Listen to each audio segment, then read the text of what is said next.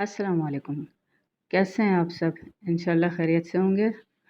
और आज मैंने बनाया है हलवाई स्टाइल में सूजी का हलवा, जो हलवा पूरी के साथ आता है। उसका जायका बिल्कुल अलग होता है, जो हम घर में बनाते हैं सूजी भूनकर, उस तरह का नहीं होता। तो ये दूसरे स्टाइल से मैंने बनाया है और ये आपको ज़रूर पसंद आएगा। इसके लिए मैंने 1 कप ली है सूजी, जो मैं कढ़ाई में 3 से 4 मिनट तक फ्राई करूँगी, रोस्ट करूँगी, बग़ैर किसी घी या कुकिंग ऑयल वगैरह के। सूजी को बहुत हल्की आंच पर फ्राई करना है, क्योंकि इसमें घी वगैरह नहीं है, तो तेज़ आंच पर ये बहुत जल्दी जल जाती है। इसलिए बस स्लो स्लो इसको 3 से 4 मिनट तक फ्राई करना है।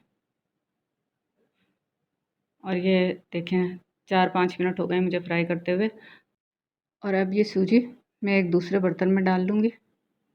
सूजी को मैंने 5 से 7 मिनट तक छोड़ दिया था, ताकि वो थोड़ी सी ठंडी हो जाए। इसके बाद ये फ्रेश दूध है मेरे पास 1.5 कप के करीब, इसमें मैंने ये सूजी डालकर भिगो दिया। ये फ्रेश मिल्क है, जो एक बार गर्म करके फिर मैंने ठंडा कर लिया था। और ये हल्का सा नीम गर्म है, इसमें मैंने ये सूजी डाल दी है। इसको भिगोने के लिए रख दिया। और अब मैंने उसी कढ़ाई में 1 कप घी डाला है। घी और चीनी और सूजी, ये तीनों की मिक़दार बराबर होनी चाहिए, क्योंकि हलवा जो है वो ज़रा मीठा ही अच्छा लगता है। वैसे आप अपने टेस्ट के मुताबिक थोड़ा सा कम भी कर सकते हैं, लेकिन हलवे का असल जो वो है मयार, वो यही है कि सूजी के बराबर ही चीनी होनी चाहिए।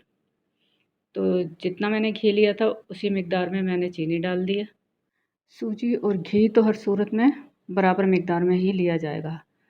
चीनी आप थोड़ी-सी अपने ज़ायके के मुताबिक कम कर सकते हैं, अगर आप ज़्यादा तेज़ मीठा पसंद नहीं करते। चीनी और घी यकजान कभी भी नहीं होंगे, ये अलहदा ही रहेगी। चीनी का शीरा तैयार किया जाता है पानी में, तो वो बिल्कुल मेल्ट हो जाती है, पिघल जाती है चीनी और पानी में शामिल हो जाती है, लेकिन घी से ये अलहदा ही रहेगी। और इसका ये कैरेमल तैयार हो जाएगा, ये देखें घी से अलहदा है, लेकिन ये चीनी का बिल्कुल कलर चेंज हो गया और कैरेमल की शक्ल में आ गई है। अब यहाँ पर हम थोड़ा-सा पानी डालेंगे, ये लेकिन ये बहुत एहतियात से डालना है, क्योंकि ये हाथ वगैरह बचा के छींटे उछलते हैं। आधा कप मैंने पानी लिया है, जो थोड़ा-थोड़ा करके डालना है। अच्छा, इस वक़्त भी ये जो चीनी है थोड़ी-सी गुठलियों की शक्ल में आ जाएगी, लेकिन इससे परेशान होने की ज़रूरत नहीं है। जब हम इसमें सूजी डालेंगे, तो ये गर्म होने से दोबारा मेल्ट हो जाएगी। अभी ठंडा पानी डलने से ये थोड़ी-थोड़ी सी जमने लगी है। अब ये जो सूजी हमने भिगो के रखी थी, इस मरहले पर ये सूजी इसमें शामिल कर देनी है। और इसको अच्छी तरह से पकाते रहना है जब तक कि ये घी छोड़ दे। एक क्लिप मुझसे मिस हो गया है, इसमें फूड कलर शामिल करना है और उसके बाद इसको अच्छी तरह से भूनते रहना है। बस ये काम करना है, ये मुझसे मिस हो गया है। और इसके बाद फ़ौरन ही मेरे पास ये आ गया है, जो मैं डाल चुकी थी फूड कलर ज़र्दे का रंग। बस इसके अलावा कोई स्टेप नहीं है जो मिस हुआ हो। आप फूड कलर डाल के इसको अच्छी तरह से भूनते रहना है, और ये कढ़ाई छोड़ने लगे तो समझें कि आपका हलवा तैयार हो गया।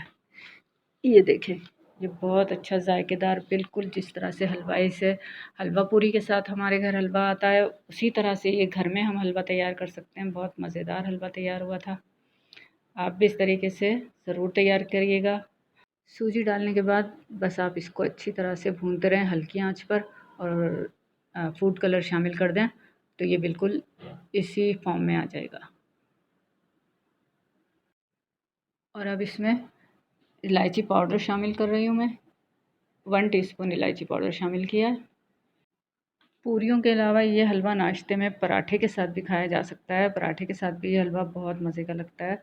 और ये मैं प्लेट में निकाल रही हूँ, ये देखें कितना बेहतरीन नज़र आ रहा है। बिल्कुल उसी तरह का लग रहा है जिस तरह से बाज़ार से हमारे यहाँ हलवा आता है। उम्मीद करती हूँ कि आपको मेरी ये रेसिपी ज़रूर पसंद आई होगी। तो लाइक करना तो बिल्कुल नहीं भूलिए, और आप मेरे चैनल पर नए हैं तो मेरे चैनल को सब्सक्राइब कर दें और बेल आइकन को प्रेस कर दें, ताकि इसी तरह की वीडियोस आपको मिलती रहें। और यहाँ पर मैंने इसमें ड्राई फ्रूट डाल दिया। दुआ करती हूँ कि आपका और हमारा दस्तरख़्वान इसी तरह अल्लाह ताला की नेमतों से सजा रहे। आमीन सुम्मा आमीन। मिलते हैं इंशाअल्लाह अगली रेसिपी के साथ। बशर्ते ज़िंदगी, बशर्ते सेहत। घर वालों के साथ अपना भी बहुत सारा ख्याल रखिएगा। अल्लाह हाफ़िज़।